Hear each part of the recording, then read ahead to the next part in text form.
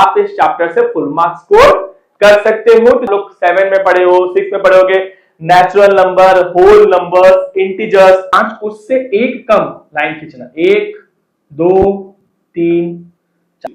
ये आपका होमवर्क है, आपको खुद करना है, खुद करना है। क्या करेंगे, जैसे ही आप स्टेटमेंट लिखेंगे बस वैसे स्टेटमेंट कॉपी करना है, बस 2 की जगह पे 3 लगा देना। नेक्स्ट एक क्लास और आपका चैप्टर एकदम खत्म हो जाएगा। बस आप लोग ये जो क्वेश्चंस है उसको प्रैक्टिस कर लेना, आपके टेक्स्ट बुक में जो क्वेश्चंस है उसको प्रैक्टिस कर लेना। Hello everyone, welcome to the very first class of class 9 ICSE mathematics, जहां हम लोग पढ़ेंगे रैशनल एंड इरैशनल नंबर। तो ये आपका पहला चैप्टर है और चैप्टर बहुत ही ज्यादा आसान है। अब ये आसान क्यों बोल रहे हैं, क्योंकि एग्जाम में इससे बहुत सिलेक्टिव क्वेश्चन ही पूछा जाता है, मतलब बहुत ज्यादा हार्ड क्वेश्चन नहीं दिया जाएगा। अगर आपका कॉन्सेप्ट क्लियर है तो आप इस चैप्टर से फुल मार्क्स स्कोर कर सकते हो। तो चलो शुरू करते हैं हम लोग अपना आज का क्लास। देखो चैप्टर का नाम है रैशनल एंड इरैशनल नंबर, जहां हम लोग अभी पढ़ेंगे रैशनल नंबर्स के बारे में। तो नाम में क्या है, रैशनल। रैशनल यानी कि देखो ये क्या दिख रहा है, RATIO, ये क्या है, ये दिख रहा है ना समथिंग रेशियो। क्या दिख रहा है, रेशियो। रेशियो यानी कि जैसे 2/3, 7/9, 1/5, ये सब मेरे क्या है, रेशियोज है ना। अब बोलो सर ये थोड़ी था रेशियो, रेशियो तो ये था ना 2:3, 7:9, 1:5, तो ऐसे ही तो रिप्रेजेंट करते थे बच्चों। तो ये सब में क्या है, रेशियोज। अब देखो रैशनल नंबर में समझ में आएगा कि रैशनल नंबर क्या होता है। रैशनल बोला एनी नंबर, अब क्या लिखा है, any number that can be expressed in the form of P/Q। Ratio 2/3, 1/7, वही क्या बोला है कि एनी नंबर, हर वो नंबर जिसको हम लोग P/Q फॉर्म में एक्सप्रेस कर सकते हैं, ठीक है। Where P and Q are both integers. अब सर ये इंटीजर्स क्या है, इंटीजर्स याद आपको, हम लोग जब पिछले क्लास में पढ़े थे, मतलब पिछले क्लास के जब आप लोग 7 में पढ़े हो, 6 में पढ़े होगे, natural number, whole number, integers. Integers क्या होता है, नेगेटिव नेचुरल नंबर है, मान लो -8, -7, 4, 3, 21, -53, ये सब था नेगेटिव नेचुरल नंबर से लेके negative natural number, 0 and whole number, ये सब सम का कंबाइंड क्या था मेरा, इंटीजर्स। तो यहां पे क्या बोला है, any number that can be expressed in the form P/Q where P and Q both are integers and Q is not is equal to 0, यानी कि जो Q होगा वो 0 नहीं होगा। क्लियर। जैसे कि अब Q 0 नहीं होगा ऐसा क्यों बोला गया है, क्योंकि मान लो 3/0 ये तो अनडिफाइंड हो गया ना, 7/0 अनडिफाइंड। तो क्या समझा है, शॉर्ट टर्म क्या समझा है कि हर वो number, any number that can be expressed in the form P/Q, जिसको हम लोग for suppose like this P/Q form में एक्सप्रेस कर सकते हैं, जहां पे P एंड Q दोनों क्या होना चाहिए, इंटीजर्स। सर इंटीजर जैसे 2 भी इंटीजर, 7 भी इंटीजर है। -2 मान लो मैं ऐसे लिखूं मान लो मैं ऐसे लिखता हूं √2/7, तो ये जो √2 है, ये √2 इंटीजर तो नहीं है, तो ये क्या हो जाएगा, रैशनल नंबर नहीं बनेगा। या फिर कोई भी ऐसा नंबर जो इंटीजर्स का पार्ट नहीं है वो रैशनल नंबर का पार्ट नहीं होगा। Any number that can be expressed in the form of P/Q, जहां P एंड Q दोनों इंटीजर्स है और Q मेरा 0 नहीं है, उसको हम लोग क्या बोलते हैं, रैशनल नंबर। सिंपल। अब एक बार मान के चलो, अगर ये मैं बात बोलूं तो मैं 2/3 लिखूं, या फिर 4/6, या फिर 6/9, या फिर 8/12, तो आप देखोगे सर ये अलग अलग रेशियोज नहीं है, ये तो सेम ही है। क्यों सेम है, 2/3 तो 2/3 होगा, 4/6 कटेगा तो ये भी क्या हो जाएगा, 2/3, जो कि इसके बराबर है। ये भी कटेगा तो क्या होगा, 3 2 जा 6, 3 3 जा 9, और ये भी कटेगा तो 4 2 जा 8 एंड 4 3 जा 12। तो देखोगे तो पता चलेगा सर ये अलग अलग नंबर तो नहीं है ना, ये नंबर तो सेम ही है, 2/3 2/3 2/3 2/3। तो देखा जाए तो ये जो सब है, ये सब क्या है, एक ही है, एक ही है। बट इसमें अलग अलग क्यों दिख रहा था, क्योंकि सब क्या था, मल्टीपल्स। तो हम लोग यहाँ पे एक चीज और ऐड कर देंगे कि क्या any number that can be expressed in the form of p by q where p and q are both integers, q is not is equal to 0 and p and q have no common factors। जहां पे P and Q के बीच में कोई भी common factor नहीं होगा। क्यों नहीं होगा, क्योंकि सर बात तो वही है, 2/3 लिखे या 8/12, बात तो वही है तो वो इक्वल रेशियो थी। 2/3 भी वही है, 8/12 भी वही है, तो हम लोग उसको अलग अलग नंबर से क्यों लिखे, उसको सिंपलेस्ट फॉर्म में लिखा जाता है। नंबर किसमें लिखा जाता है, सिंपलेस्ट फॉर्म में। तो यहाँ पे क्या समझ में आया कि रियल रैशनल नंबर क्या होता है, कुछ कुछ कंडीशन बना लेना है, ठीक है, कुछ कुछ ऐसे चेक बॉक्स होना चाहिए। सबसे पहला क्वेश्चन, क्या वो p by q फॉर्म में रिप्रेजेंट हो रहा है, अगर हो रहा है तो चलो सही है। सेकंड क्वेश्चन, क्या p एंड q दोनों इंटीजर्स है, हाँ है तो सही है। थर्ड क्वेश्चन, क्या q जीरो नहीं है ना, कहीं ऐसा तो नहीं डिनोमिनेटर में जीरो हो, अगर सही तो चलो सही है। और लास्ट क्वेश्चन क्या देखोगे कि कहीं जो नंबर तुम चूज किए हो वो नंबर में कोई कॉमन फैक्टर्स तो नहीं है, कहीं वो नंबर सिंपली और सिंपलेस्ट फॉर्म में तो कन्वर्ट नहीं हो रहा है। ये सारा कंडीशन, अगर ये सब कंडीशन फुलफिल पता चलेगा तो तुम क्या बोलोगे कि वो जो नंबर है मेरा वो क्या है, रैशनल नंबर है। क्लियर, समझ में आया। फॉर एग्जांपल मैं बोलूं 3/7, तो देख रहे हो ना p by q फॉर्म, पहला क्वेश्चन सही। सेकंड क्वेश्चन 3 भी इंटीजर है, 7 भी इंटीजर है, चलो डन। थर्ड, q मेरा 0 नहीं है, सही। चौथा, दोनों में कोई भी कॉमन फैक्टर नहीं है, तो ये जो मेरा 3/7 है वो क्या है, एक रैशनल नंबर है। क्लियर, समझ में आया। अब अगर रैशनल में समझ में आ गया तो अब देखो रिप्रेजेंटेशन ऑफ रैशनल नंबर क्या है। देखो जो रैशनल नंबर है ना और जो इरेशनल नंबर, ये दोनों नंबर रियल नंबर्स का पार्ट है, और रियल नंबर्स वो नंबर्स होते हैं जिनको नंबर लाइन पर रिप्रेजेंट किया जा सकता है, यानी कि रैशनल नंबर को भी रिप्रेजेंट किया जा सकता है ऑन द नंबर लाइन। तो मुझे ये सीखना है कि रैशनल नंबर को नंबर लाइन पे कैसे रिप्रेजेंट करते हैं। नंबर लाइन यानी कि जो ऐसे बनता है ना 0 1 2 3, यहाँ पे ऐसे -1 -2 चल जाता है ना, इसको बोलते हैं नंबर लाइन। तो रैशनल नंबर, अगर कोई नंबर जैसे मैं बोला हूं 2/7 या 3/7, अगर मैं यहाँ पे लिखा हूं कि 3/7, इसको नंबर लाइन पे कैसे रिप्रेजेंट किया जाता है अभी वो सीखेंगे, ठीक है। चलो मान लो, तो ऐसा टोटल केस 2 है। 2 केस क्या है, केस 1 जो है वो कुछ ऐसा है जहां पे मेरा न्यूमरेटर जो होगा वो छोटा होगा किससे, डिनोमिनेटर से। फॉर एग्जांपल 3/5, ठीक है। न्यूमरेटर क्या है, जो 3 है वो क्या है, 5 से छोटा है। इस केस में क्या होता है कि हम लोग कैसे रिप्रेजेंट करते हैं, जो मेरा नंबर होगा वो 0 और 1 के बीच में लाई करेगा। 3/7 देखो, -3/7 नहीं है, क्या पॉजिटिव 3/7 है, तो 3/7 में जो 3 है वो क्या 5 से छोटा है, जो न्यूमरेटर है वो डिनोमिनेटर से छोटा है, तो जो नंबर कहां पे लाई करेगा, 0 और 1 के बीच में, पहला चीज। और क्या लाई करेगा, जो डिनोमिनेटर देखना, डिनोमिनेटर कितना है 5, डिनोमिनेटर कितना है 5, तो जो डिनोमिनेटर है 5 उससे एक कम लाइन खींचना, 1 2 3 4। क्या समझ में आया। जो रैशनल नंबर है पहले चेक करना वो केस 1 में है कि केस 2। अब अगर ये केस 1 है तो केस 2 क्या होगा, केस 2 क्या होगा, फिर केस 2 का जहां पे न्यूमरेटर जो होगा वो डिनोमिनेटर से बड़ा होगा। फॉर एग्जांपल मान लो मैं लिखता हूं 5/3। अब इसमें क्या है, 5 बड़ा है 3 छोटा, न्यूमरेटर बड़ा निकला ना। तो अगर तुम्हारा 2 ही केस है, अगर तुमको ऐसा दिखता है कि तुम्हारा जो नंबर है उसमें न्यूमरेटर छोटा है डिनोमिनेटर बड़ा है, तो वो 0 और 1 के बीच में लाई करेगा।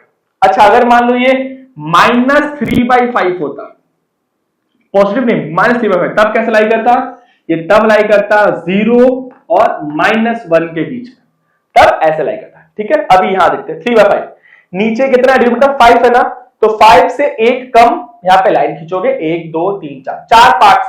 देखो 4 लाइन यानी कि 5 part, 1 part 2 part 3 part 4 part 5 part, समझ में आया। जितना डिनोमिनेटर था उससे एक कम लाइन खींचोगे तो क्या होगा, वो नंबर उतने पार्ट में डिवाइड हो गया। अब ये जो नंबर है 5 वो 5 पार्ट में डिवाइड हो गया, और ये नंबर क्या है, थर्ड, तीसरा, तो पहला पार्ट, दूसरा पार्ट एंड तीसरा पार्ट, यानी कि ये जो नंबर है वो नंबर मेरा क्या है 3/5।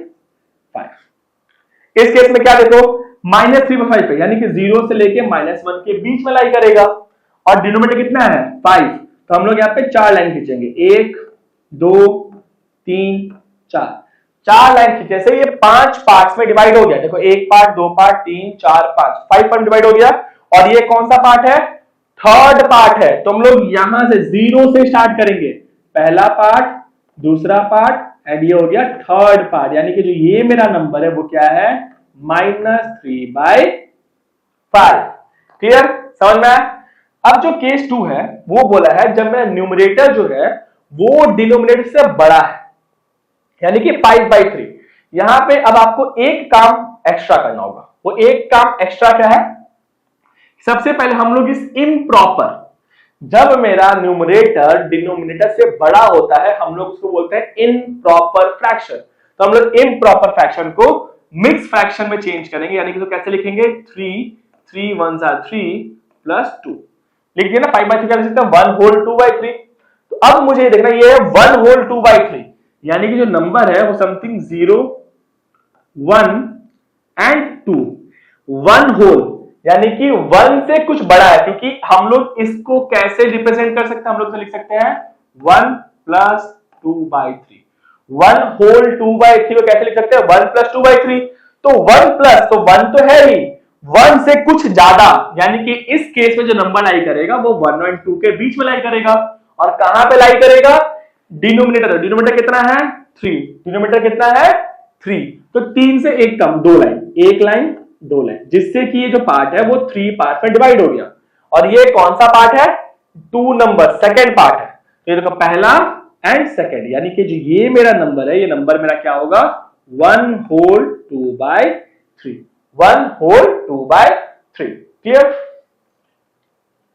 1 whole 2/3। अब देखो मान लो, चलिए एक और एग्जांपल लेते हैं। जैसे मान लो लिखा है 7, ले लेते हैं हम लोग, यहां पे लिखे हैं 9/5। तो 9/5 हम लोग क्या सकते थे 5 1 4, 1 whole 4/5 क्या सकते थे 1 whole 4/5। देखो 1 कहां पे है 0 1 2, 1 whole 4/5, तो 1 तो पूरा है, 1 whole समथिंग यानी कि जो 4/5 है वो कुछ यहां पे लाई करेगा। और कैसे लाई करेगा 5 है ना, तो 4 पार्ट्स 1 2 3 एंड 4, और इसमें कौन सा पार्ट है फोर्थ पार्ट, तो first second third and fourth, यानी कि जो ये वाला नंबर है ये नंबर क्या हो जाएगा 1 whole 4/5। क्लियर समझ में।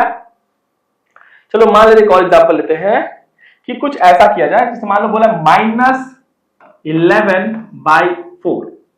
तो -11/4 कैसे लिखा जाएगा 4 तो यहीं पर रहेगा, 4 2s are 8 + 3 11 और माइनस था तो ऐसे लिखते हैं, यानी कि ये हो गया -2 whole 3/4। तो अब क्या किया जाएगा ऐसे लाइन, ये हो गया 0, ये हो गया -1 एंड ये हो गया -2। -2 अच्छा आप देखो इसको और बड़ा करना पड़ेगा ना, इसको ऐसे करते हैं 0 -1 -2 -3 whole 3/4, यानी कि -2 तो ठीक है, उसके आगे है ना, देखो जब पॉजिटिव रहेगा तो यहां जाएंगे और जब नेगेटिव रहेगा तो वहां जाएंगे। तो -2 तो हो गया whole 3/4, यानी कि इसको इस पोर्शन में मेरा लाई करेगा। और कैसे लाई करेगा 4 है तो 1 2 3 3 लाइन, जिससे कि ये 4 पार्ट में डिवाइड हो गया, 1 2 3 4 में डिवाइड हो गया। और ये कौन सा पार्ट है थर्ड पार्ट, तो first part second part and third part, यानी कि ये जो मेरा नंबर है वो क्या हो जाएगा -2 whole 3/4। आई होप आपको पूरा क्लियर हो चुका होगा कि रिप्रेजेंट कैसे करते हैं रैशनल नंबर को। चलो एक छोटा सा और ले लेते हैं, मान लो 3/7। अब ये दिमाग में तुरंत क्लिक कर जाना चाहिए सर यहाँ पे न्यूमरेटर छोटा है डिनोमिनेटर बड़ा है। अगर हम और एग्जांपल ले तो ले सकते हैं 4/5, तुरंत दिमाग में क्लिक करेगा सर न्यूमरेटर छोटा है डिनोमिनेटर बड़ा है, यानी कि जो नंबर लाई करेगा वो 0 और 1 के बीच में लाई करेगा। और कितना लाई करेगा 5 है तो 1 2 3 4 पार्ट, और ये है फोर्थ तो 1 2 3 एंड फोर्थ, यानी कि जो ये मेरा नंबर है वो नंबर क्या है 4/5। सर अगर 3/4 होता तो देखो न्यूमरेटर छोटा डिविजिबल बड़ा यानी कि नंबर 0 और -1 के बीच में लाई करेगा। 4 है तो 1 2 3 और ये कौन सा पार्ट है -3 तो 1 2 एंड 3 यानी कि ये जो है नंबर है वो नंबर क्या है -3/4। बस यही है आपका representation of a rational number on number line. Number line पे कैसे रिप्रेजेंट किया तो ये बहुत ज्यादा ही जरूरी है क्योंकि अभी आपको आगे और नहीं पढ़ाएगा, 10 में नहीं पढ़ाएगा तो आपको खुद सीखना होगा। जब आप क्लास 10 में जाओगे और आपका चैप्टर आएगा लीनियर इनइक्वेशंस, जब आप सॉल्व करोगे तब वहां पर रिप्रेजेंटेशन आपको आना चाहिए। तो अभी आप सीख लो, अगला साल आपको मौका नहीं मिलेगा। क्लियर? इसके बाद प्रॉपर्टीज देखो, रैशनल नंबर का क्या कौन सा प्रॉपर्टी हमें दिमाग में रखना है। क्या पहला प्रॉपर्टी क्या है कि मान लो a एंड b ये दोनों क्या है, दोनों रैशनल नंबर है। ठीक है, मान लेते हैं if a and b are any two rational number. ठीक है, मान लो ऐसा लिख लेते हैं। ठीक है, पहला प्रॉपर्टी बोला if a and b are any two rational number.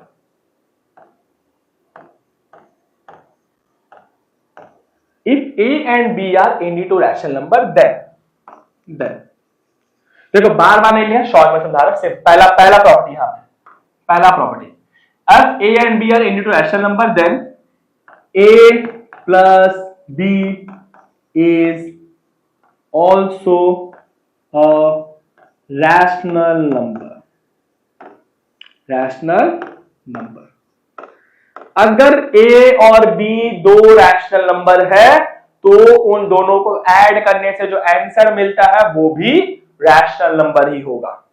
Second property क्या बोलता है, सेम चीज, if A and B are any two rational number then A minus B is also a rational number.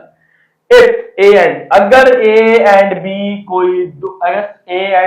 दो rational number है तो दोनों का subtraction करने से जो आंसर मिलेगा वो भी क्या होगा, रैशनल नंबर ही होगा।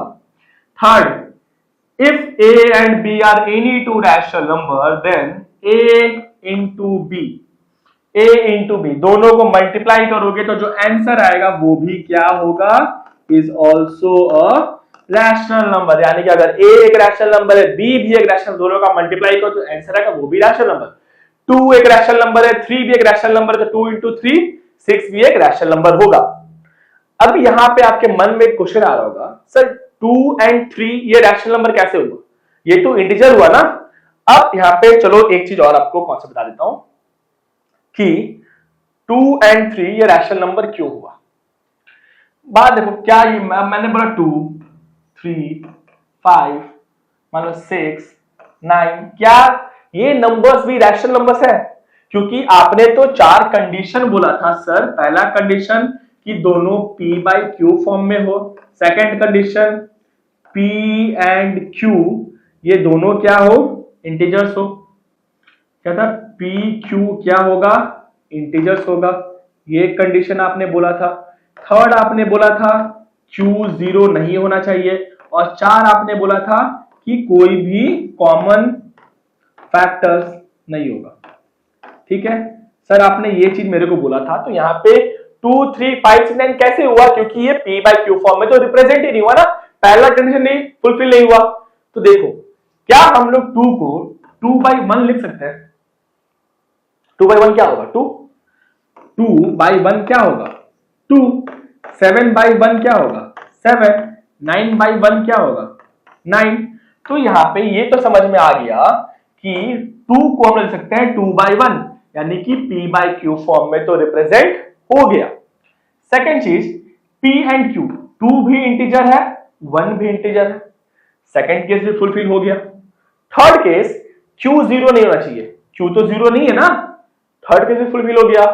चौथा केस, नो कॉमन फैक्टर, कि क्या 2 एंड 1 में कोई भी कॉमन फैक्टर है, तो आप बोलोगे सर नहीं है, यानी कि चलो राइट ये भी है।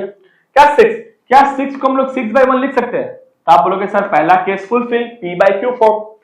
सेकंड केस p 6 एंड 1 दोनों इंटीजर है, तो आप बोलोगे हाँ है, सेकंड केस फुलफिल। क्या q 0 नहीं है, बोलोगे सर बिल्कुल नहीं है फुलफिल। क्या 6 और 1 के बीच में कोई भी कॉमन फैक्टर है? तो आप बोलोगे ना, नहीं है। देखो यहां पे चीज ध्यान रखना, कॉमन फैक्टर का मतलब यहां पे मैं बोलना चाहता हूं एक्सेप्ट 1 के अलावा।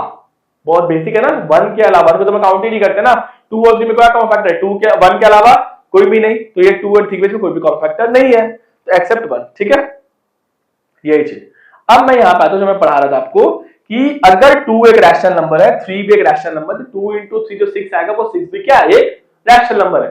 जैसे कि और भी ले सकते, माना 2/3 एक रैशनल नंबर है, हम उसको मल्टीप्लाई करेंगे 4/5 के साथ, तो आंसर आएगा 8/50। 8/50। 2/3 एक रैशनल नंबर है, 4/5 एक रैशनल नंबर है, तो दोनों को मल्टीप्लाई करके जो आंसर है वो भी एक रैशनल नंबर ही है। अब आता है चौथा property D. If A and B are any two rational number, then A divided by is also a rational number. अब यहां पे तुरंत आप बोलोगे सर ठीक है, 2 डिवाइड बाई 3 करने पे जो 2/3 आएगा वो रैशनल नंबर है, 7 डिवाइड बाई 9 करने पे 7/9 आएगा, वो भी एक रैशनल नंबर है, बट 5 भी एक रैशनल नंबर है और 0 भी एक रैशनल नंबर है। तो अगर मैं 5 डिवाइड बाई 0 करूं, यानी कि 5/0, तब तो ये रैशनल नहीं है ना। तो यहां पे कंडीशन हम लोग क्या लगा देंगे कि ये हर केस के लिए सेटिस्फैक्टरी है, बट यहां पे कंडीशन है कि b जो होगा वो 0 नहीं होगा। If A and B are any two rational number where b is not is equal to 0, then A divided by B is also a rational number. ये हर केस में रैशनल आएगा, सिर्फ एक ही केस ऐसा है जिसमें रैशनल नहीं होगा। वो कौन सा केस है? जहां पे मेरा b का वैल्यू 0 हो जाएगा। इसलिए कंडीशन क्या लग गया कि a और b दोनों रैशनल में चलेगा, मगर b का वैल्यू 0 नहीं होना चाहिए। ये था 4 प्रॉपर्टी। ठीक है, इसके बाद हमें देखना है, चलो इंसर्ट दो रैशनल नंबर्स के बीच में जब हमें कोई तीसरा रैशनल नंबर डालने को बोले तो कैसे इंसर्ट करेंगे। देखो अगर मैं आपको बोलूं 2 and 4, तो मैं आपको एक सिंपल सा क्वेश्चन था, मान लो एक रैशनल नंबर है 2 और एक रैशनल नंबर है 4। मैं आपको बोलता हूं कि 2 and 4 के बीच में एक रैशनल नंबर दो, तो आप बोलोगे सर इजी है ना 3। अगर मैं बोलूं 2 and 5 के बीच में दो रैशनल नंबर्स दो, तो आप बोलोगे सर 3 4। सिंपल। तो अब हम लोग देखेंगे कि ये तो बहुत इजी था 2 and 3, बट अगर मैं आपको यही चीज ऐसे दे दूं ना 2/3 and 4/5 के बीच में एक रैशनल नंबर दो, तो आपको समझ में नहीं आएगा। क्यों नहीं आएगा? क्योंकि आपको ये तो पता है कि 2 जो है वो छोटा है, 5 बड़ा है, 2 and 5 के बीच में 3 आता है, 4 आता है, बट इसका आपको हैबिट नहीं है। तो हम लोग आपको ये सिखाएंगे अभी कि इसका हैबिट कैसे बना और कैसे हम लोग सॉल्व कर सकते हैं। और अभी शॉर्ट में मान लो मैंने बोला था एक नंबर था 2, एक नंबर था 4, इसके बीच में एक नंबर बताओ, तो हम लोग उसके ये कर सकते थे, जो आपने बोला 3, तो ये असल में 3 कैसे आया, ये आपने क्या किया होगा ना 2 + 4/2 कर दिया, तो ये यहां पे हो गया 6/2 यानी कि 3। सिंपल, 6/2 यानी कि 3। अब हम लोग यहां पे मानेंगे कि एक रैशनल नंबर है a और एक रैशनल नंबर है b। यहां पे बहुत चीजों को देखना, यहां पे क्या समझ आ रहा है कि जो 2 and 4 है, इसमें 2 क्या है 4 से छोटा है। तो अगर कोई दो रैशनल नंबर है जहां पे a है b है, और यहां पे कंडीशन क्या है, यहां पे कंडीशन क्या समझ में आ रहा है कि वेयर a जो है वो b से छोटा है। ठीक है, तो हम लोग अगर इसके बीच में एक रैशनल नंबर डालने बोलेगा तो हम लोग कैसे डाल सकते हैं, a + b/2 करने से। बहुत कंफ्यूजिंग हो रहा है सर, मतलब समझ में नहीं आ रहा है, तो कैसे समझेंगे, अभी हम लोग क्वेश्चन करेंगे ना, आपको समझ में आ जाएगा कि कैसे क्या हुआ। अभी हम लोग सब मिटा के ये सब मिटा देते हैं और इस क्वेश्चन को रखते हैं फिर भी, क्योंकि इसका में भी हमें काम पड़ सकता है। चलो पहले तो दो रैशनल नंबर क्या क्या दिया था, एक रैशनल नंबर दिया था 5/7 और एक रैशनल नंबर दिया था 4/9। सबसे पहले तो आपको यह जानना होगा कि रैशनल नंबर छोटा कौन सा है, ये वाला छोटा है, 5/7 छोटा है कि 4/9 छोटा है। असल में कौन सा रैशनल नंबर छोटा है, तो कैसे पता करेंगे? डिनोमिनेटर सेम करके, डिनोमिनेटर सेम करके। तो सबसे पहला स्टेप हमें क्या करना है? हमें 7 और 9 का एलसीएम लेना। सबसे पहले क्या करना है? हमें 7 और 9 का एलसीएम लेना। तो देखेंगे 7 और 9 का जो एलसीएम आएगा वो आएगा 63। एलसीएम तो आपको आता है ना, कितना आएगा? 7 9 का एलसीएम आएगा 63। तो हम लोग सबसे पहले इसको चेंज करेंगे लाइक फ्रैक्शन में। हमारा सबसे पहला स्टेप क्या होगा? किसमें चेंज करना है? लाइक फ्रैक्शन में, यानी कि 5/7 एंड 4/9। ये जो दो नंबर है, इन दोनों नंबर को लाइक फ्रैक्शन में चेंज करेंगे। कैसे चेंज करेंगे? 7 में ऐसा क्या मल्टीप्लाई करें कि डिनोमिनेटर 63 आ जाए? तो आप बोलोगे 9। तो मैं बोलूंगा कि आप एक काम करो, इसको ऊपर नीचे 9 से मल्टीप्लाई कर दो। इसको ऊपर नीचे 9 से मल्टीप्लाई कर दो। ये हो जाएगा 9 5 45 एंड 7 9 63। अब यहाँ पे 9 में ऐसा क्या मल्टीप्लाई करोगे कि 63 आ जाए? आप बोलोगे 7। तो मैं बोलूंगा ऊपर 7 से मल्टीप्लाई कर दो। तो ये कितना हो जाएगा? 28। ठीक है। अब आपको नंबर क्या मिल गया? एक आपको नंबर मिला 28/63 और एक आपको मिला 45/63। अब आप देखो 63 सेम है, तो 45 बड़ा है कि 28 बड़ा है? आप बोलोगे सर 45 बड़ा है। तो यहां से क्या समझना है कि 28/63 ये छोटा है एंड 45/63 ये क्या है? बड़ा है। तो अगर मेरे को इन दोनों नंबर के बीच में एक नंबर इंसर्ट करना है, जैसे a एंड b दो रैशनल नंबर था जहां पे a जो है वो b से छोटा था, a एंड b दो रैशनल नंबर जहां पे a जो है वो b से छोटा है, तो पता चला छोटा नंबर कौन सा है? आप बोलोगे सर 28/63 यानी कि 4/9 जो है वो मेरा छोटा नंबर है एंड 5/7 जो है वो मेरा बड़ा नंबर है। तो अब हम लोग एक नंबर कैसे इंसर्ट करेंगे? ठीक है, इनको मिटाते हैं पहले।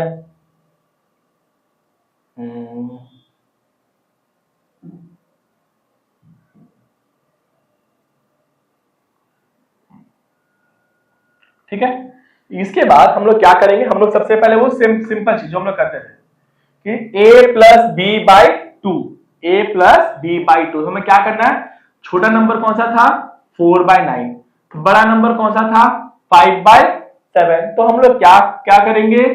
5/7 + 4/9 इन दोनों को ऐड करके /2 कर देंगे।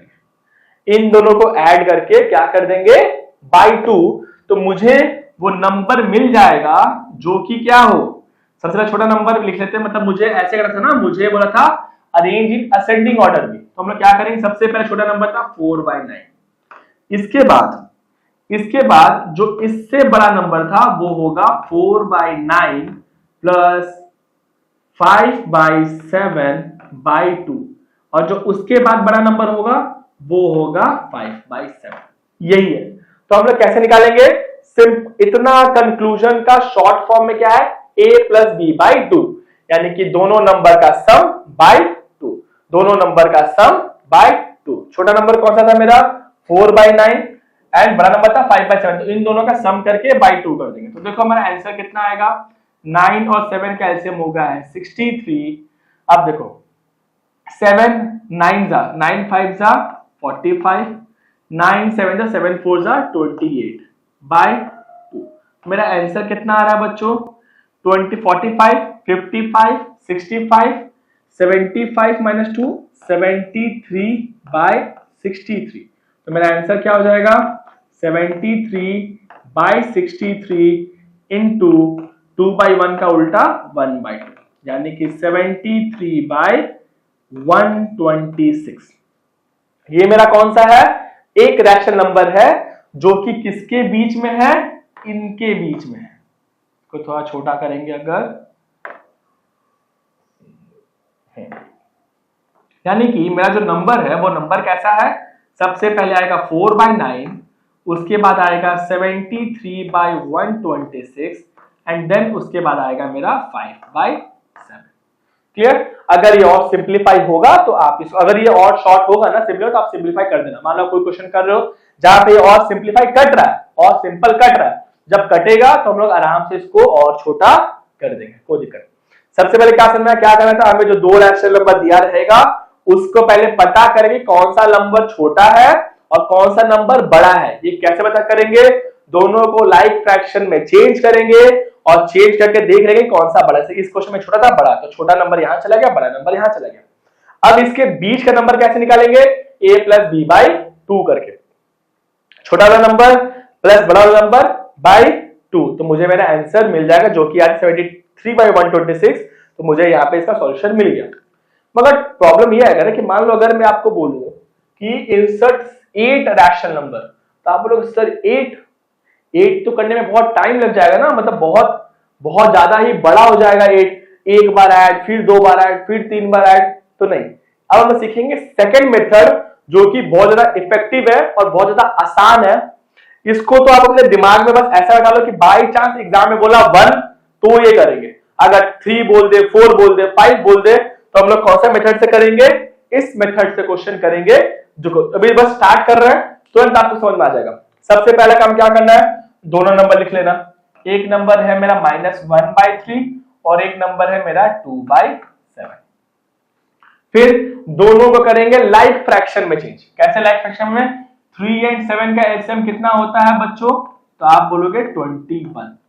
एलसीएम कितना होता है, 21, ठीक है। तो 3 में क्या मल्टीप्लाई 21 आ जाएगा, 7, ऊपर 7 से मल्टीप्लाई कर दिए। 7 में क्या मल्टीप्लाई 21 आ जाएगा, तो 3, तो ऊपर से 3 से मल्टीप्लाई कर दिए। यहाँ पे जो मेरा आंसर आ रहा है वो आ रहा है -7/21, और यहाँ पे जो आंसर आ रहा है वो आ रहा है कितना आ रहा, 6/21। तो अब देखो छोटा नंबर कौन सा है, बड़ा नंबर कौन सा है। आप बोलोगे सर -7/21 ये छोटा नंबर है और ये जो 6/21 है ना ये बड़ा नंबर है। ये छोटा नंबर है, ये वाला बड़ा नंबर है। अब मुझे इन दोनों नंबर के बीच में 8 नंबर चाहिए। देखो पहले तो इस क्वेश्चन को इजीली मिल गया। कैसा मिल गया, -7 से छोटा क्या होता है, -6 बड़ा नंबर। फिर -6 से बड़ा -5/21, -5 से बड़ा -4/21, -4 से बड़ा -3/21, फिर -2/21, एक 1 2 3 4 5, इसको थोड़ा मिटा देते हैं। फिर और क्या होगा, -1/21, फिर 0/21, फिर 1/21, 2/21। ये वो सारे नंबर्स हैं जो कि नंबर्स क्या है, -1/3 एंड 2/7 के बीच का नंबर। देखो जो सिंपलीफाई हो सिंपलीफाई कर देना। देखो जैसे 7/21 कट के क्या हो सकता था, -1/3, फिर ये कट के क्या हो जाएगा, 3 2 जा 6, 3 7 जा 21, तो -2/7। ये देखो नहीं कटेगा तो ये -5/21 ही रह जाएगा। ये भी नहीं कटेगा तो -4/21, ये कटेगा 1/7 तो इसका हो जाएगा -1/7, ये नहीं कटेगा तो -2/21। इसी तरह सिंप्लीफाई कर लेना, 0 से कोई भी डिवाइड होगा 0 होगा, 1/21, 2/21, इसका कितना होगा 2/7। देखो 1 2 3 4 5 6 7 8 9 नंबर मैंने इंसर्ट कर लिया, जो कि बहुत इजी है ना। अगर मान लो एक एग्जांपल ले लेते हैं कि मान लो इसके बीच का जो गैप, मान लो एक कंडीशन कि यहां पे आपका आता है 4/7 और यहां पे आपका आता है 2/7, ऐसा। तो लाइक फ्रैक्शन में तो है मगर एक 4 है एक 2 है, नंबर्स कितने मिला आपको बीच में, सिर्फ एक ही मिला 3। सर 2/7 और 4/7 में तो एक ही नंबर है 3/7, बट मान लो बोला है 8 रैशनल नंबर फाइंड करना, तो हम लोग क्या करेंगे, हमारे पास बीच में कितना नंबर मिला है, 1, फाइंड करना है 8, तो हम लोग क्या करेंगे 8 फाइंड करना ना, जितना आपको फाइंड करना होगा उसमें +1 करके ऊपर नीचे मल्टीप्लाई कर देना, तो ये हो जाएगा 36/63 और यहां पे हो जाएगा 18/63, तो आपको बीच में नंबर्स मिल जाएंगे। क्या समझा, सबसे पहले आप लाइक फ्रैक्शन में चेंज करें, जैसे मैंने यहां पे लाइक फ्रैक्शन में चेंज किया तो मुझे यहां पे चेंज करते ही गैप दिख गया, 8 फाइंड करना था, 8 नंबर बीच में थे तो मैंने चुपचाप लिख दिया। बट हो सकता है ना कि जब आप कन्वर्ट किए तो आपको 8 नंबर नहीं मिला, आपको सिर्फ 3 ही नंबर दिख रहा है, और भी बहुत, मान लो आपको नंबर कुछ ऐसा मिला -7/21 और एक नंबर मिलता -4/21, तो बीच में तो दो ही नंबर है, -5 -6, बट आपको चाहिए 10 रैशनल नंबर, 15 रैशनल नंबर। तो आपको जितने भी रैशनल नंबर फाइंड करने होंगे उसमें +1, जैसे मान लो आपको फाइंड करना 10 रैशनल नंबर, 10 + 1 11/11 से मल्टीप्लाई कर दो, तो आपको उसका आंसर मिल जाएगा। क्लियर, समझ में आ गया? इसके बाद हम लोग पढ़ेंगे इरैशनल नंबर। देखो रैशनल नंबर और इरैशनल, रियल नंबर से तो दो ही पार्ट होता है, या तो कोई नंबर में कोई भी नंबर या तो मेरा रैशनल होगा या तो वो नंबर मेरा इरैशनल होगा, या तो वो नंबर रैशनल होगा या तो वो नंबर इरैशनल होगा। तो इरैशनल नंबर क्या है? हर वो नंबर जो रैशनल नहीं है वो इरैशनल है, हर वो नंबर जो रैशनल नहीं है वो इरैशनल है।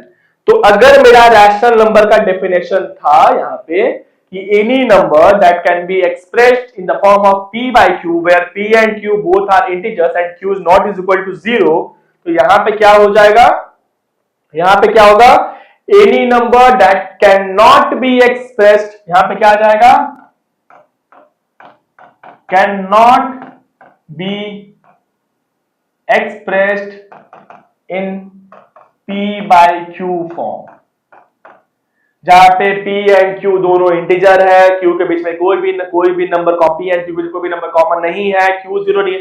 यानी कि अगर कोई नंबर ऐसा है जो रैशनल नंबर का कैटेगरी को फुलफिल नहीं करता, कंडीशन को फुलफिल नहीं करता, तो वो नंबर बन जाएगा इरैशनल नंबर।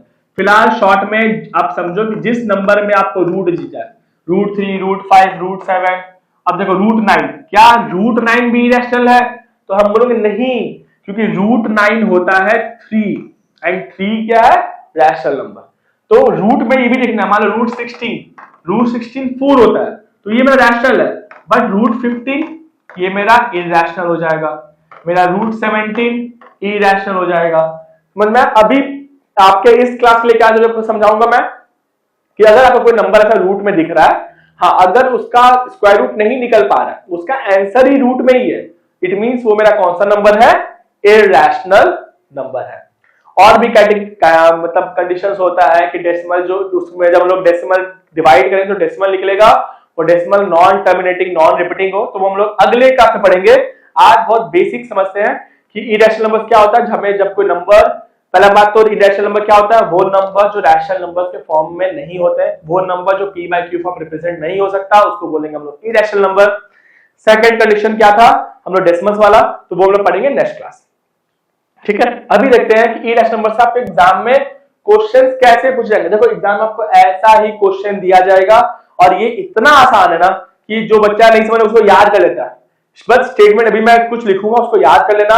अगर आपको बोलेगा √2 लिख देना, अगर बोलेगा √3 प्रूफ करो, तो जहां जहां पे 2 था वहां पे 3 लिख देना। अगर बोलेगा √7 प्रूफ करो कि proof that √7 is an irrational number, तो जहां जहां पे 2 था वहां पे 7 पुट कर देना। तो यहां पे कैसे लिखेंगे हम लोग? सबसे पहले लिखेंगे let us assume that √2 be a rational number। Rational number, मैंने कुछ गलती नहीं किया, इरैशनल है। मतलब सर प्रूफ करना इरैशनल, आप प्रूफ करो रैशनल। देखो इरैशनल का कोई नंबर प्रूविंग नहीं है। अगर मैं ये प्रूफ कर दूं कि √2 रैशनल नहीं है, तो वो ऑटोमेटिक इरैशनल हो जाएगा। ठीक है, अगर एक स्कूल में लड़का लड़की पढ़ता है, तो अगर मान लो मैं प्रूफ कर दूं कि कोई बच्चा लड़का नहीं, तो ऑटोमेटिक लड़की है। अगर मैं कुछ खाना में, मान लो मेरे पास 2 बॉक्स है, एक बॉक्स में चॉकलेट है, एक बॉक्स में नमकीन है, मैंने बॉक्स फाड़ा, निकाला, वो निकल गया चॉकलेट, इट मीन जो बॉक्स में नहीं फाड़ा हूं उसमें नमकीन ही होगा। उसी तरीके से कोई नंबर 2 ही है, या तो रैशनल या तो इरैशनल। तो अगर मैं ये प्रूफ कर दूं कि ये जो नंबर है √2 वो नंबर रैशनल नहीं है, तो वो नंबर ऑटोमेटिक क्या हो जाएगा? इरैशनल। तो हम लोग पहले मान लेते, late us assume that √2 B a rational number. अगर √2 रैशनल नंबर है, देन अगर ये रैशनल नंबर है, तो √2 को हम लोग p by q फॉर्म में लिख सकते हैं, ना, जहां पे p and q are integers. ठीक है, q is not is equal to 0 and P and Q have no common factors। जो मैंने आपको दिमाग में अगर याद भी कर लिया ना तो एग्जाम में बस रूट टू डाल देना, रूट थ्री डाल देना, तो ऐसे लिखना है। Let us assume that root two be a rational number, then root 2 can be represented as p by q, where p and q are integers, q is not equal to 0 and p and q have no common factors। अगर ऐसा है तो हम लोग अगर squaring करेंगे, squaring both sides, तो मुझे क्या मिलेगा, रूट 2 का square 2 is equal to P square by Q square, यानी कि मैं लिख सकता हूं Q square is equal to P square by 2। तो आप बोलोगे हाँ लिख सकते हैं। अब आप ध्यान दो कि P एंड Q दोनों क्या है, इंटीजर है। P भी क्या है, इंटीजर, Q भी क्या है, इंटीजर, यानी कि Q मेरा डेसिमल नहीं जाएगा, Q एक मेरा इंटीजर है। तो अगर P स्क्वायर बाई 2 करने से मेरे को एक इंटीजर मिल रहा है तो P कहीं ना कहीं 2 से डिवाइड हो रहा होगा। तो इसका मतलब क्या है कि मान लो मैं बोलता हूं कि एक क्लास है, उस क्लास में जो बॉयज है और जो गर्ल्स है वो ऐसा है कि लड़कियां जो हैं वो लड़के की हाफ है, मतलब अगर 20 लड़का है तो 10 लड़की होगी, अगर 40 लड़का है तो 20 लड़की होगी, अगर 30 लड़का है तो 15 लड़की होगी। बट अगर 15 लड़का है, आप बोलोगे सर 15 लड़का कैसे, लड़की 7.5 थोड़ी होगी, पॉसिबल थोड़ी है। 17 लड़का है तो 8.5 थोड़ी होगी, यानी कि गलत है सर, उस स्कूल में 15 और 17 लड़के हो ही नहीं सकते हैं। अगर स्कूल में आप ऐसा बोलना चाह रहे हो कि जो लड़के हैं, जो लड़कियां हैं वो लड़कियों की हाफ है, तो लड़का जो होगा वो हमेशा इवन नंबर होगा, यानी कि वो नंबर जो 2 से डिविजिबल हो जाए। तो उसी तरह Q एक इंटीजर है, यानी कि डेसिमल्स में नहीं जा रहा, जैसे यहां पे डेसिमल्स में नहीं जाना था, Q भी डेसिमल में नहीं जाएगा, ठीक है। बट पी स्क्वायर बाई 2 करके एक क्यू स्क्वायर आ रहा है, यानी कि पी स्क्वायर बाई 2 करके मेरे को एक इंटीजर मिल रहा है, यानी कि यहां पे क्या दिख रहा है कि 2 जो है 2 डिवाइड्स पी स्क्वायर, सो 2 डिवाइड्स पी। अगर कोई नंबर p, अगर कोई नंबर ऐसा है, मान लो मैं लिखता हूं 2, अगर 2 4 स्क्वायर को डिवाइड करता है तो 2 जो है 4 को भी डिवाइड करेगा ना। अगर 2 p स्क्वायर को डिवाइड करता है तो 2 जो है वो p को भी डिवाइड करेगा। अगर ऐसा है तो हम लोग p को लिख सकते हैं 2 इंटू m, क्योंकि अगर p 2 को डिवाइड कर रहा है और एक इंटीजर मिल रहा है तो p जो होगा कहीं ना कहीं 2 से कट रहा होगा। जैसे कि लड़का कितना था, 20, 30, 40, 20 क्या है 2 इंटू 10, 30 क्या है 2 इंटू 15, 40 क्या है 2 इंटू 20। उसी तरह जो पी स्क्वायर होगा वो क्या होगा 2 इंटू एम, क्या होगा 2 इंटू एम के फॉर्म होगा। अब देखो अगर ये 2 इंटू एम है तो हम लोग यहां पे क्या करेंगे, सब्स्टिट्यूट कर देंगे, substituting the value of p in equation. कौन से इक्वेशन में, मान लो मैं यहां पे ये वाला जो इक्वेशन है मैं यहां पे डाल देता हूं इन इक्वेशन 1, ठीक है। या फिर मैं इसको काम कर, मैं इसको ऐसे लिख देता हूं कि यहां पे 2q square is equal to P square, और ये है मेरा इक्वेशन 1, ठीक है। तब देखो क्या हो जाएगा 2q स्क्वायर, अच्छा देखो यहाँ पे मैंने एक लाइन छोड़ दिया ना कि अगर 2 डिवाइड पी स्क्वायर तो यहाँ पे 2m, यानी कि यहाँ पे मुझे, अच्छा ठीक है नहीं सही है, 2 divides 2q square is equal to p, p कितना है मेरा 2m, तो ये हो जाएगा 2m का स्क्वायर। तो 2q स्क्वायर जो होगा वो किसके बराबर होगा, 4m स्क्वायर के बराबर होगा। 2 से 4 कटेगा 2 टाइम्स, तो q स्क्वायर मेरे को क्या मिल गया 2m स्क्वायर। सेम जैसे 2q square is equal to p square, तो सीधे क्या है 2m square is equal to q square, यानी कि यहां पे भी तुम लिख सकते हो कि 2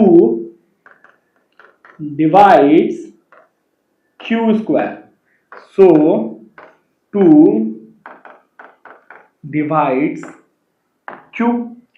अब यहां पे गौर करो, मैंने बोला था P and Q have no common factor. P and Q के बीच में कोई भी कॉमन फैक्टर नहीं होगा, बट यहां पे क्या देखने को मिल रहा है कि 2 डिवाइड्स P, और यहां पे क्या देखने को मिल रहा है 2 डिवाइड्स Q। अगर कोई भी कॉमन फैक्टर नहीं है तो यहां पे P 2 से भी डिविजिबल हो रहा है, Q भी 2 से डिविजिबल हो रहा है, यानी कि दोनों के बीच में 2 जो है वो कॉमन फैक्टर तो है, यानी कि दोनों के बीच में क्या है, कॉमन फैक्टर तो है। इतना तो मेरे को समझ में आ गया कि दोनों के बीच में क्या है, कॉमन फैक्टर है। हाँ ठीक है, दोनों के बीच में कॉमन फैक्टर है। तो यहां पे लिख लेंगे हम, here 2 is a common factor of P and Q, जबकि हम लोगों ने ये बता चुका हूं कि P एंड Q के बीच में कोई भी कॉमन फैक्टर नहीं होगा। तो यहां पे हम लोगों ने जो ऑब्जर्व किया वो गलत था। Hence our assumptions is wrong that √2 is a rational number. 2 is a rational number. Hence our assumption wrong that √2 is a rational number. Therefore √2 is a irrational number. समझ में हम लोगों ने क्या किया, अगर हम लोगों ने ये प्रूफ कर दिया कि भैया ये रैशनल नंबर नहीं है तो वह क्या बन जाएगा, इरैशनल नंबर। बस यही आपको करना है। अगर आपको एग्जाम बोलेगा proof that √3 is irrational number, तो क्या करेंगे, बहुत कुछ नहीं करना, बस √3 जहां पे 2 है वहां पे 3, यहां पे √3 भी rational number, √3 is equal to P by Q form, √3 का square 3 is equal to P square by Q square, Q square is equal to P square by 3, यहाँ पे 3 divides P square, so 3 divides P, जहां पे 2 है वहां पे 3। अगर मान जैसे कि जो क्वेश्चन था √3, ये आपका होमवर्क है, आपको खुद करना है, खुद करना। क्या करेंगे, जैसे जहां स्टेटमेंट लिखेंगे बस वैसे स्टेटमेंट कॉपी करना है, बस 2 की जगह पे 3 लगा देना। क्लियर। अब ये एक लास्ट क्वेश्चन है हमारा आज का, जो बोला है show that the number 7 minus 2 √3 is an irrational number, यानी कि मुझे बताना है कि 7 minus 2 √3। देखो अगर हम सेम चीज करेंगे, let us assume that 7 minus 2 √3 is equal to a rational number। अगर ये रैशनल नंबर होगा तो हम लोग इसको P by Q फॉर्म में रिप्रेजेंट कर सकते हैं। ये क्या मेरा एक रैशनल नंबर है।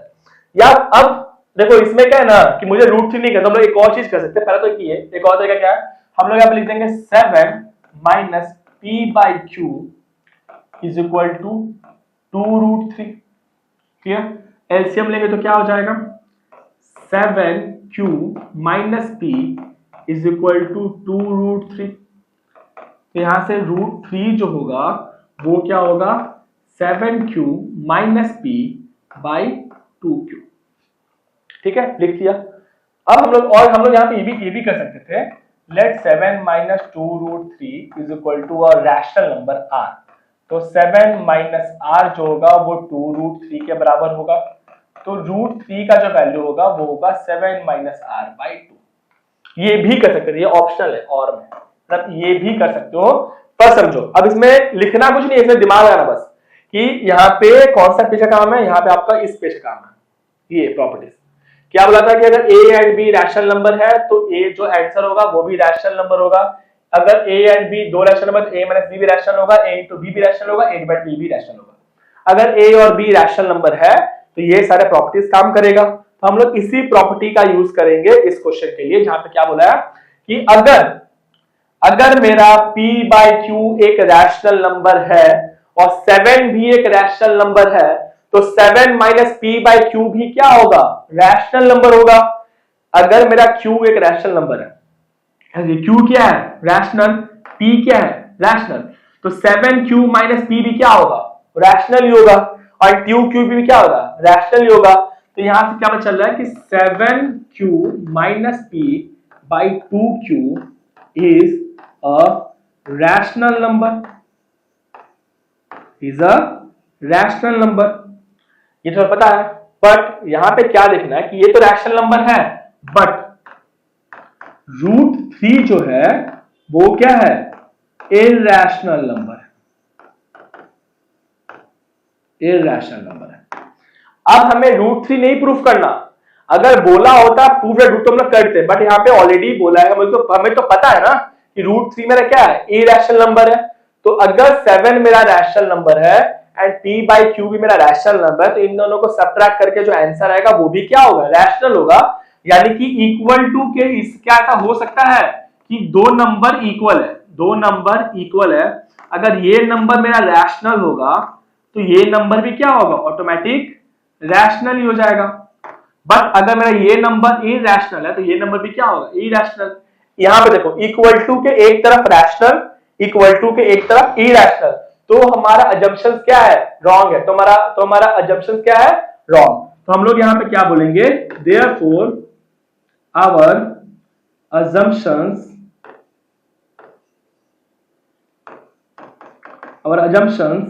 are wrong, या फिर मैं यहां पे लिख सकते हैं hence our assumptions are wrong that 7 minus 2√3 is a rational number, is a rational number। ठीक है, therefore it is a irrational number, जो हम लोग यहाँ पे लिखे थे ना सेम चीज, therefore 7 minus 2√3 is a irrational number। तो यहाँ पे सिंपल है कि हमें यही करना है, बस हमारा क्वेश्चन हो गया खत्म। जैसे ही अब आज हम लोग बस यहां तक पढ़ेंगे, नेक्स्ट क्लास हम लोग सीखेंगे रैशनलाइजेशन क्या होता है, सर्ट्स कैसे सॉल्व करेंगे, मतलब नेक्स्ट एक क्लास और आपका चैप्टर एकदम खत्म हो जाएगा। बस आप लोग ये जो क्वेश्चंस है उसको प्रैक्टिस कर लेना, आपके टेक्स्ट बुक में जो क्वेश्चंस है उसको प्रैक्टिस कर लेना। अगर कोई भी आपका डाउट होगा आप कमेंट करना, आपको वहां पे उसका रिस्पॉन्स मिल जाएगा।